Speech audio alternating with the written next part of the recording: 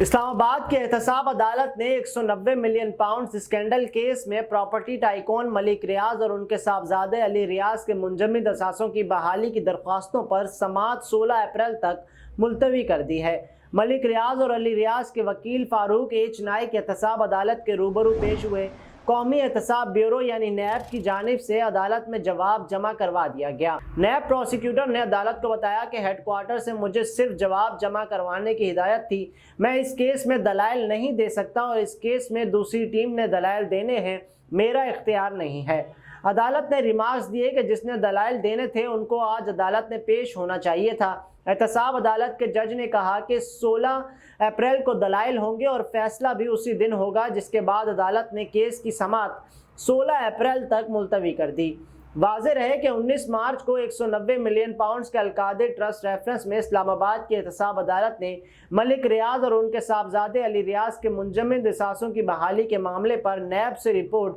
طلب کر لی تھی۔ دوران سماعت فاروق ایچ نائک نے موقف اختیار کیا تھا کہ منجمد اثاثوں میں اسکول بھی شامل ہیں جو ملک ریاض کی ذاتی ملکیت نہیں ہے۔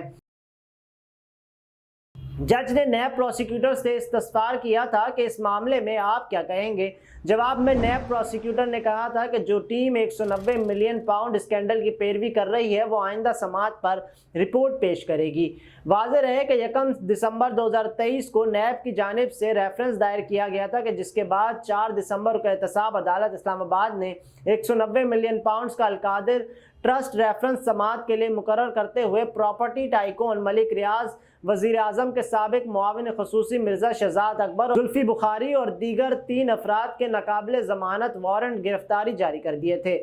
7 دسمبر 2023 کو اسلام آباد کے احتساب عدالت نے 190 ملین پاؤنڈز ریفرنس میں ملزمان ملک ریاض حسین اور ان کے بیٹے احمد علی ریاض، مرزا شہزاد اکبر، زلفی بخاری، فرحت شہزادی اور ضیاء المصطفیٰ نسیم کو عدالت میں پیش نہ ہونے کی وجہ سے اشتہاری قرار دینے کی کارروائی کا آغاز کر دیا تھا۔ 8 دسمبر کو ملزمان ملک ریاض حسین، ان کے بیٹے احمد علی ریاض، مرزا شہزاد اکبر، زلفی بخاری، فرحت شہزادی اور ضیاء المصطفیٰ نسیم کو عدالت میں پیش نہ ہونے کی وجہ سے اشتہاری قرار دیے جانے کے بعد ان کے اشتہار جاری کر دیے تھے۔ 6 جنوری کو احتساب عدالت نے 190 ملین پاؤنڈز کے القادر ٹرسٹ ریفرنس میں پراپرٹی ٹائکون ملک ریاض سمیت ریفرنس کے 6 شریک ملزمان کو اشتہاری اور مفرور مجرم قرار دے دیا تھا، جس کے بعد 8 جنوری کو عدالت نے 190 ملین پاؤنڈز ریفرنس میں اشتہاری 6 ملزمان کے دائمی وارنٹ گرفتاری جاری کر دیے تھے اور نیب نے 6 اشتہاری ملزمان کے اثاثوں کی تفصیلات عدالت میں جمع کروا دی تھی۔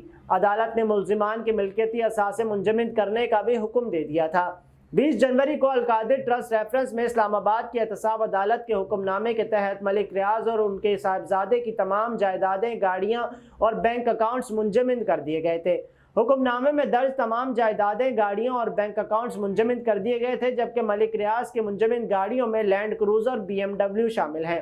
واضح رہے کہ القادر ٹرسٹ کیس میں الزام لگایا گیا ہے کہ عمران خان اور ان کی اہلیہ نے PTI کے دور حکومت میں برطانیہ کی نیشنل کرائم ایجنسی کی جانب سے حکومت پاکستان کو بھیجے گئے 50 ارب روپے کو قانونی حیثیت دینے کے عوض بحریہ ٹاؤن لمیٹڈ سے اربوں روپے اور سینکڑوں کنال مالیت کی اراضی حاصل کی۔